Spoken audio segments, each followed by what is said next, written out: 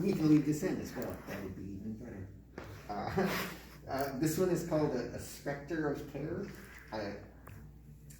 We gave it that name because it's made out of old health insurance denials, which are in 16 different languages. If you get in, you can see them. There's like Korean and Japanese. You've got some Hindi, I think. I mean, I don't speak Hindi. We've got lots of segments from fortune cookies. That one just says love, special deal, cocktails. Just words that kind of catch your attention but don't really mean anything. This is also the envelope from a paper envelope. And in the eyes it says you can eat your own. Because, you know, people profit off of this kind of thing.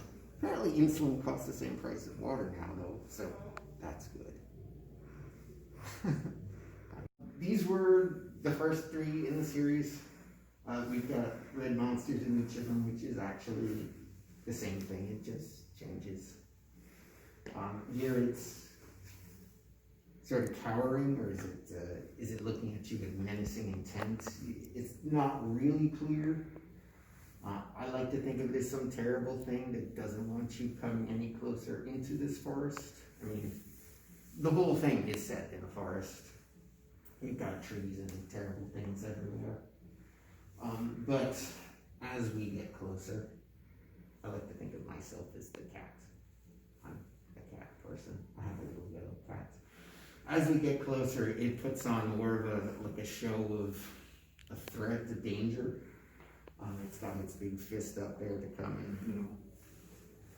But the cat's curious, which is often a bigger problem.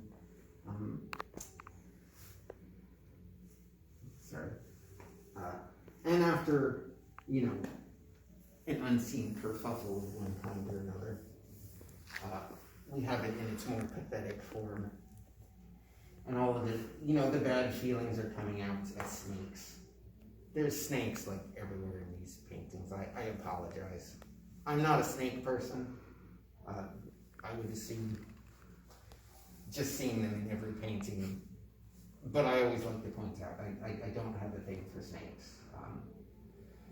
But here, we've got one that's dead, one that's like a zygote, one is being eaten by another one. And the cat is, you know, satisfied itself, it's just gonna wander off and it's leaving its friends behind. We have it here. I was sort of inspired by that painting, so I made a monster covered in cats. But this fellow had the same pose as the one behind the tree, which I just wanted to see it, you know, in real life. And most of these sculptures are made out of wood. I came back to this country partly to spend time with my grandfather, who was 94-ish. He died shortly after. And I'm still getting all of his junk now, like tides of it. I have to do something. That's pretty good, eh? This one is aloft, aloof. Cats are aloof. They're in a tree. I didn't probably have to explain that. I like to think of this tree as, you know, here the cat is leaving, and its 2 friends are sitting up in the tree, and this is sort of how your memories change as you move on. But it's just like a great cluster of cats in all colors, all shapes. Well, all cat shapes. You got red ones, purple and blue striped ones. Now I feel like I'm trying to sell you a cat. But we've still got the red snake from the previous painting, and the little yellow one is wandering away. The intent for this one was, you know, when something uncomfortable happens out in public and everyone is like watching, but they don't want to do anything. I just wanted to express that, but with cats instead of people, because I know cats are fun, especially when they're purple and blue.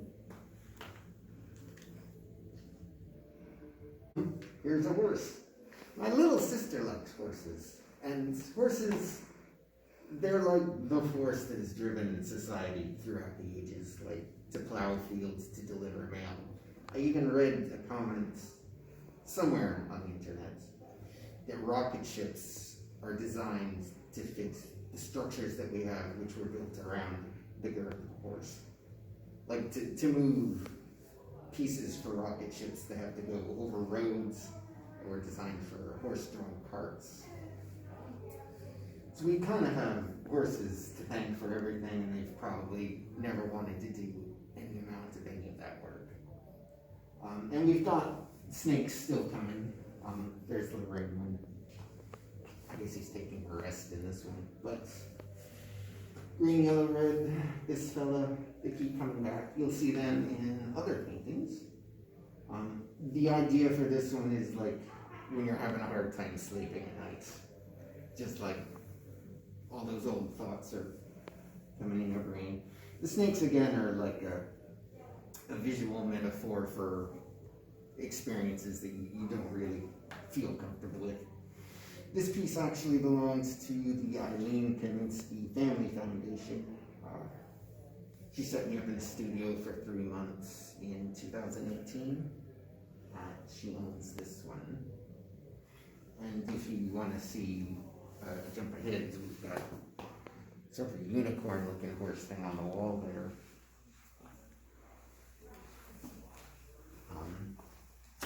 Because horses aren't making their own choices most of the time, you know, people have got the reins. But in this case, it's like the lowest, coldest creatures there are.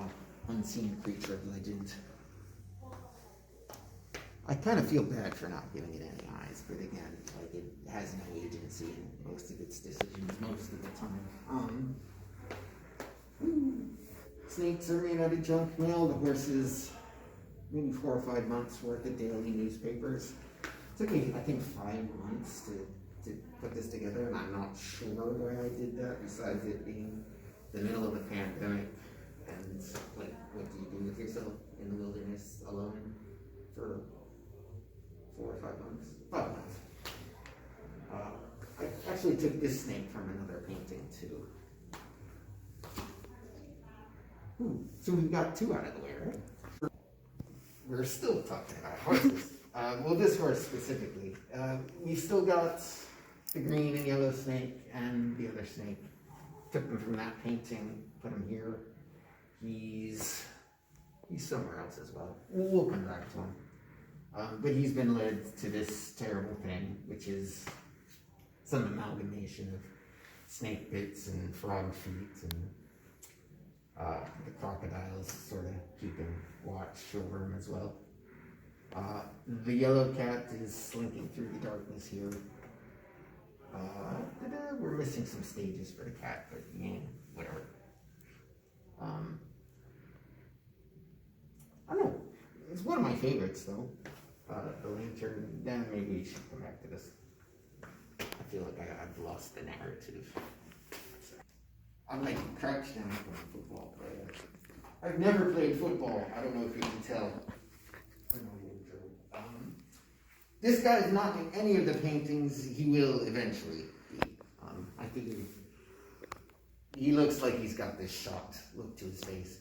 And after the cat catches on fire, ooh, cat's on fire.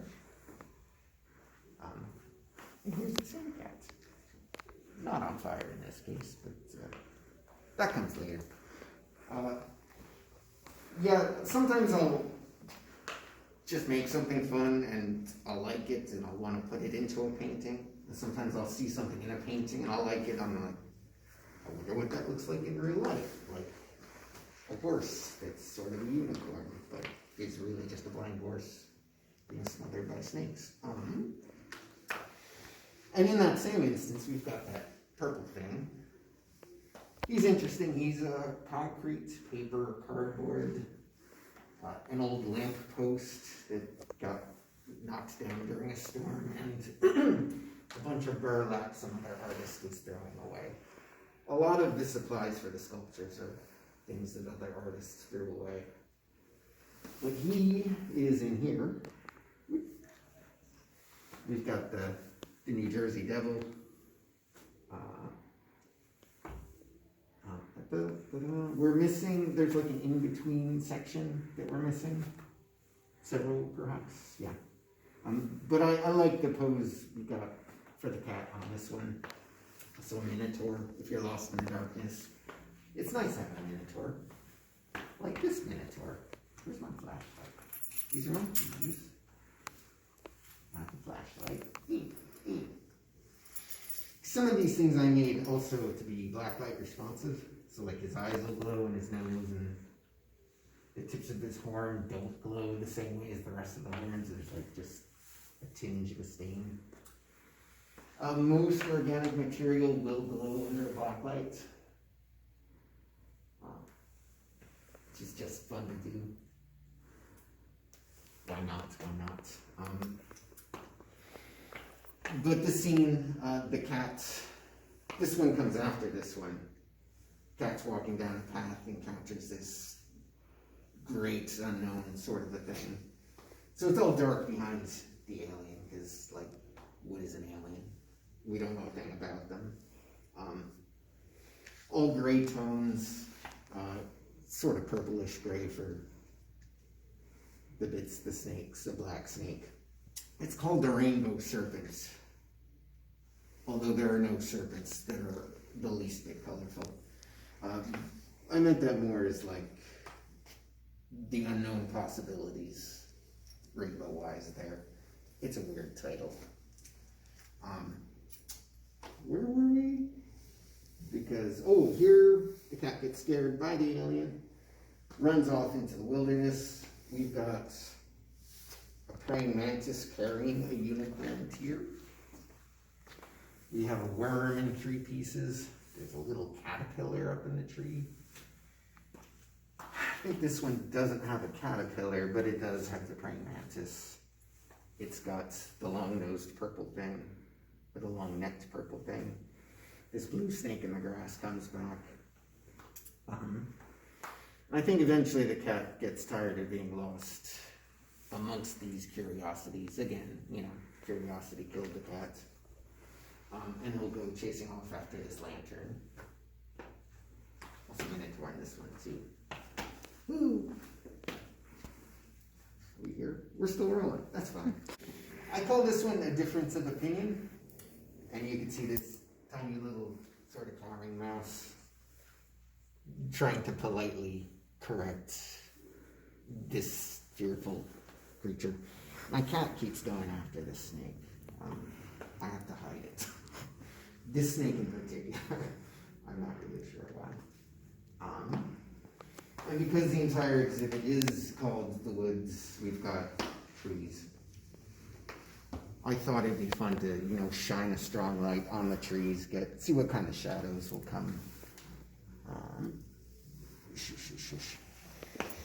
When I made this one, I had to search on Google for how to tie a noose, because I have no idea, but then it gives you this help page, which I think is wonderful.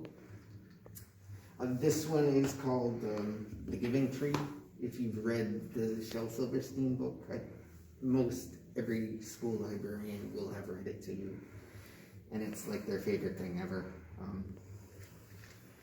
I know a little kid is hungry, wants some apples. The tree's like, ooh, here's some apples. And the kid wants money, and I don't know, the tree gives him something else. Maybe that was the apple bit, I forget. But the kid keeps going back and taking things from the tree, and at the end it's just like a stump, and the kid's old and tired, and life is ended for both of them. And the tree's like, oh, I'm happy that you're just gonna sit with me now. But like, it gave everything away and got basically nothing from the little boy. And I think it's a horrible story. So we've got a tree with a bunch of nooses to protect itself. And this noose is actually curling around the tree to reach at that bird. I have not put the bird in any of the paintings. Eventually, perhaps we will. Just threw a snake in there because that's the thing now. Snakes everywhere. And a cocoon. You'll see a lot of caterpillars just hidden in the paintings. After a time you'll see cocoons, and after a while we get butterflies. The markings on this snake, they were actually supposed to look like butterflies. The idea is like, even terrible creatures have some charm to them, or they would not be as successful. And there's a butterfly over there. If you want to see what we're getting at. I had to get 10 pieces of art done for that residency in 2018 for the Kaminsky Foundation. So we've got those two over there, sort of the same piece. Here, I wanted to play with the two canvases. I had to fill out 10 canvases. But, challenging, fun, different ways to do that. One scene, I think it comes to 72 inches. But there's like a story between the two pictures too. After a while, the cocoons become this moth. And the moth here, it's backside behind the tree, the front side in front of the tree.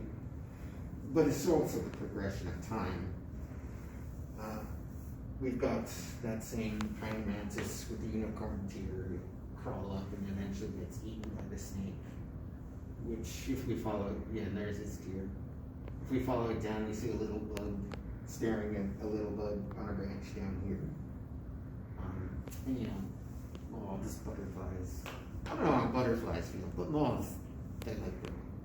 It's actually a moth, it's just, I don't know, it's got traits of both. I read a book, actually, Moths and Butterflies. And I'm just learning it at 30 watt. We're going to talk about I just wanted something to cling to the trees here and there. I don't know if you can tell from me talking. I have a little bit of a problem with my attention span, so I like to throw like millions of little details into a painting. So if you're like stuck in bed, you have a million little things to look at. You really came together when I started tucking actual leaves into the photo too. This is probably one of the dumbest art projects I've ever done because it took about an hour to do a square inch of hair.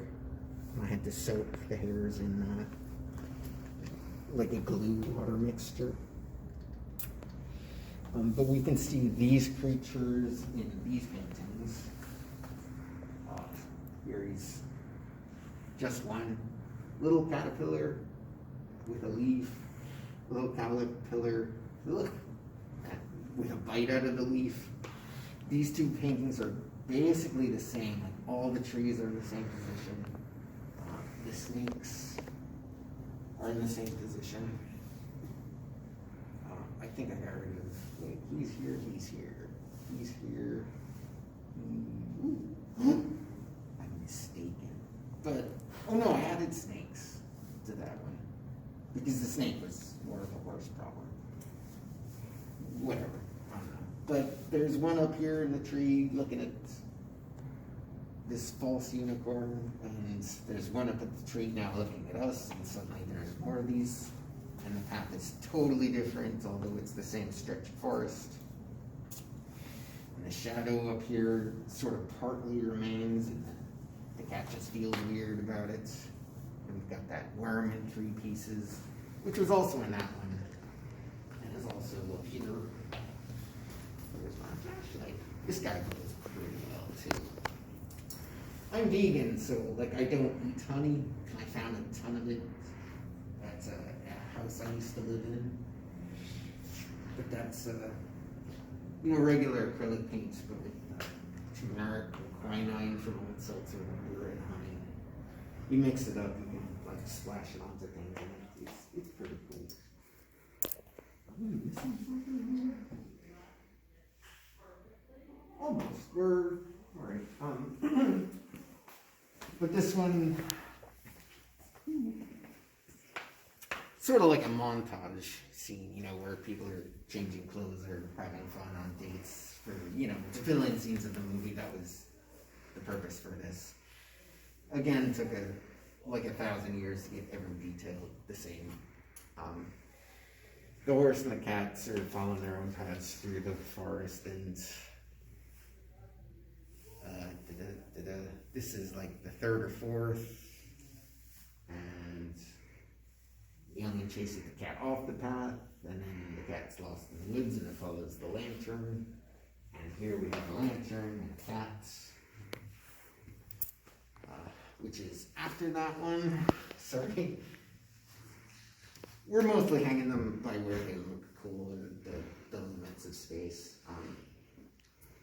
But the cat has finally reached near the ends of its solo path through the woods. Ooh, little caterpillar. And you can see that the lantern's on a rope held by this thing. These are called kappa in Japan. Kappa also looks a bit more like this. One of them a bit mysterious in the painting, but you want to hang these sculptures high on the wall too, just the way it is, so it feels like it's going to try to eat you. You can't really see, but there's a goldfish on the top of his head. I'll just send you a picture. If you want to see a picture, email me. Or it's pretty cool though. But the mythos for the kappa is that they live in watery places. They love cucumbers, I think because they're lumpy and green. And they like to pull people, animals underwater and just keep them there. And because it is a Japanese creature, if you're very polite and you bow to it, the basin at the top of his head, the water in it will spill out when they return the bow. And if they don't have any water in the tops of their heads, they're basically frozen like stone. And that's how you can make your escape. Otherwise, they're like extra strong and they're sort of magical. But the moon's a bit fuller than in earlier paintings. These snakes are just writhing and having a good old time. We don't actually have the next scene for this one painted because worldwide pandemic. I thought, why not jump this one ahead a bit more? Here's a crocodile that was in that painting in the river. Near towards the middle of the series, when things take a worse turn, the crocodile's just spitting out like 1,000 different horrible snakes. This one is actually on a piece of shipping panel. It was a box full of glass for a display case, which I salvaged and prepared and painted like the frame. Just, nice bit of recycling. Nice to recycle when you can. Ooh, do that in. I thought that this was sort of a nice thing for the pandemic too. Is that obvious enough? This was a lot of fun. It took a bunch of time. You don't need to know that, I guess. But yeah. I love this guy. It's the same yellow cat, but he's got different, from moment to moment, day to day, your emotions and your feelings are different. Like, you wake up and you want toast, and in the afternoon you're thinking about what you're going to do the next morning. I don't know. Not really different, but the cat is different.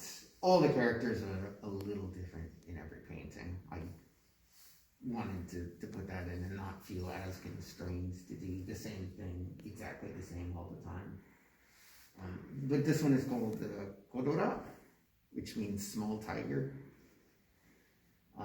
It's an idiomatic expression. In Japanese, it implies a kind of alcoholism, like when you get drunk and you think you're like a tough guy.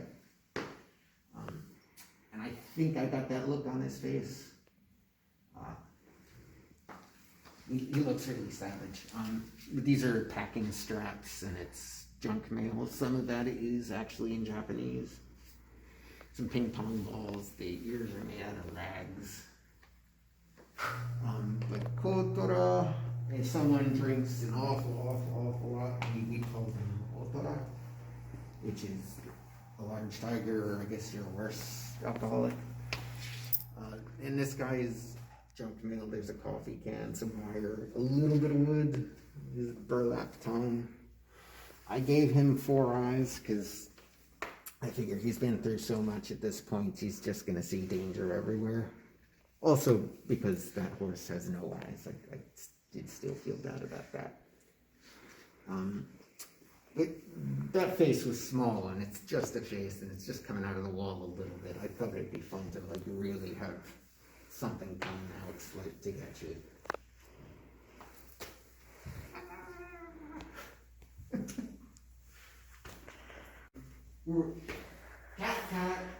Cats have all kinds of problems. I have a little cat. He's adorable. He's a Japanese bobtail. He only has like a little stump.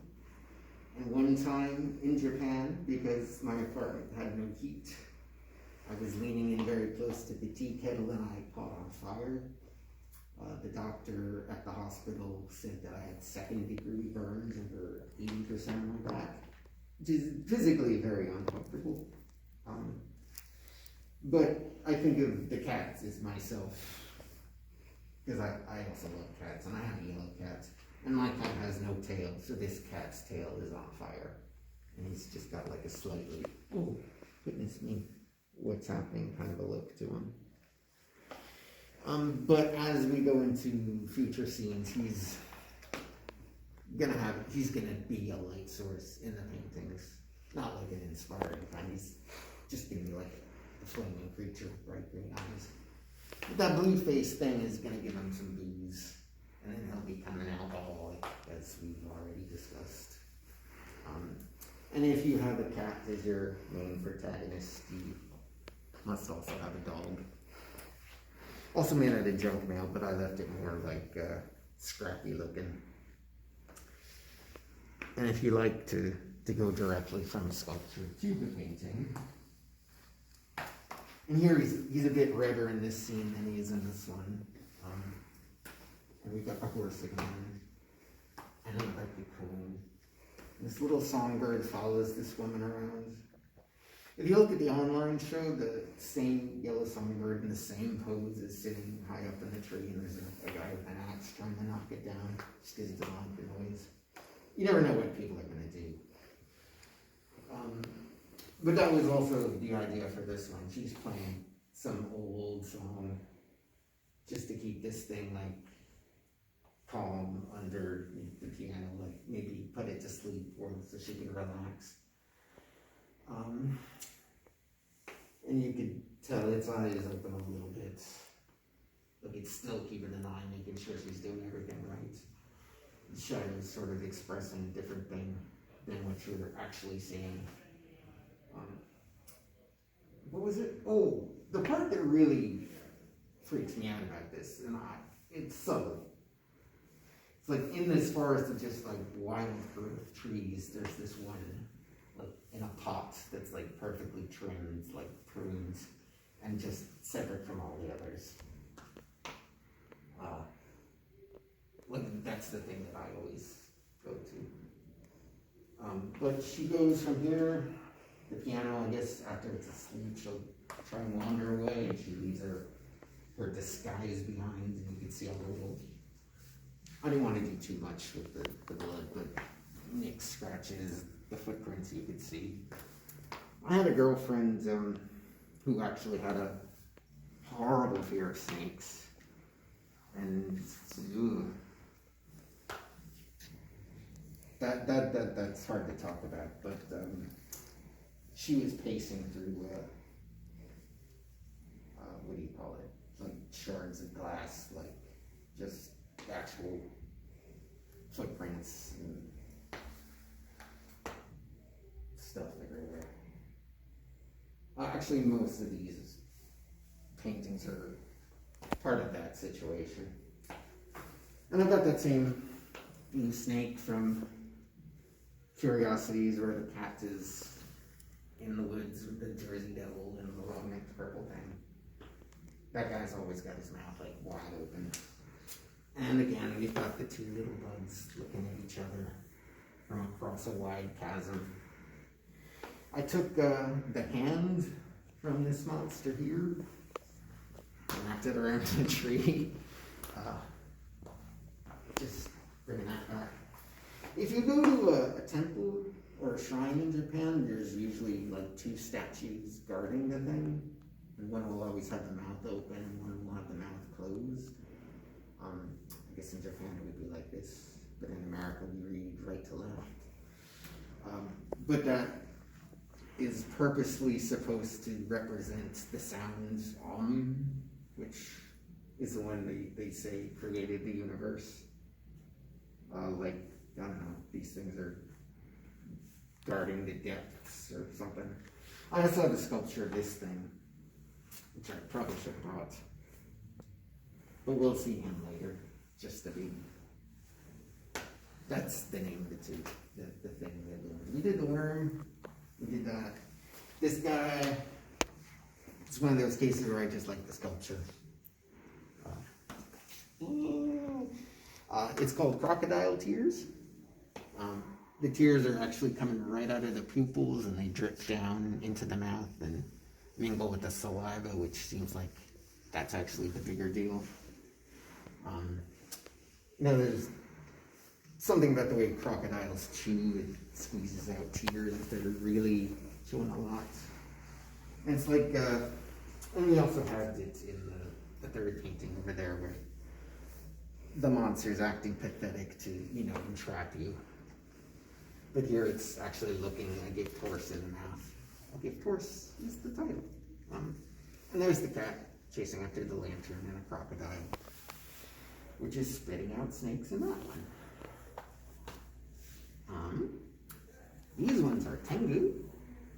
I have them later in the series, but I haven't actually painted anything yet because I need 2 models. Also from Japanese folklore. There was a story about the little dog that swallowed the moon in China, and it just had a wild change when it got to Japan. It went from that little dog to a race of bird-like people, which protect forests and temples and important mountains and waterfalls from humans, which I felt would be an important thing to have in a series of paintings set in a wilderness. And I did also have an earlier painting where Tengu's like threatening a woodcutter, and there's a woodcutter in one of the other online ones. But we don't have any option. And this is Ryan, and he's pretty cool too. Thank you. I appreciate you. There you go. But this guy had all the statements in 17 languages. It took forever to find like writing that looked beautiful and had, catchy kind of things to it. This is just a mass of basically everything thrown over a bicycle tire and other paper, and I carved it out with my fingers and some burlap.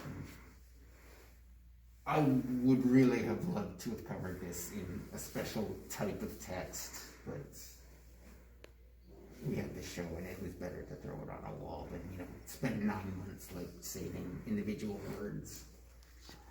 Like census data or voting things would be great because it's called The Paper God in English, which is a translation of the Japanese title, Kami no Kami.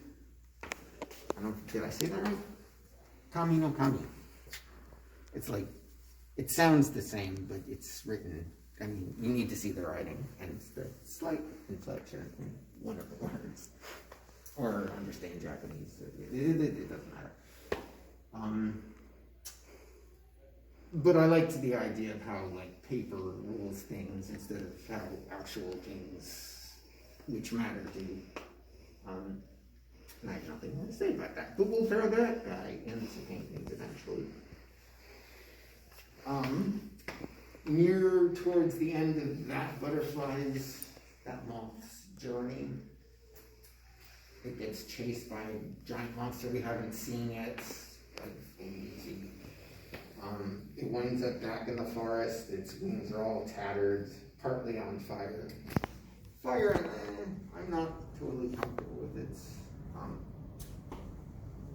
But it's just really struggling to, get higher up out of here. I threw in that caterpillar from earlier paintings. He was hidden in a bunch of them. Just to imply that this is like a cyclical sort of a problem. And also just generally having the same thing happen, it unnerves me, so I don't know if that's a thing for everyone, but, and also, you know, 1,000 little knives hiding behind trees. Sometimes you feel like that, like if you're with the wrong person, or for instance, or exactly, like anything you do can be, you know, criticized in a million different ways. That was sort of the idea. I don't know if it carries, but it's also butterflies, you know, beautiful and frail. I probably don't have to tell you that. Or anything. The worms here again. I actually got some cool swords from the Chinese auction house where I also work, just to get some, you know, photos. My brother-in-law helped me out a Christmas or two ago with that photo. My mother lit a match until it almost burned all the way up to help. I had like volunteers on the internet holding knives for me. I really wanted to get like a whole crowd of people just all holding a knife in a menacing way, but we can't do that for another year or two at this point. I probably should have worked harder on that earlier. But the title for this one, Homero, as though it's the name of the butterfly. There was an advocate for the monarch butterfly. I don't know what region of Mexico, where all the monarch butterflies breed, though. He was killed by a cartel because he was trying to keep them off the land where the butterflies need to, you know, reproduce. And they didn't like that, so they killed him. I could have narrated that better, but his name was Homero Gomez Gonzalez. It just seemed like a nice thing. Not like me naming one painting after some guy super far away means anything, but yeah, he seemed like a cool dude.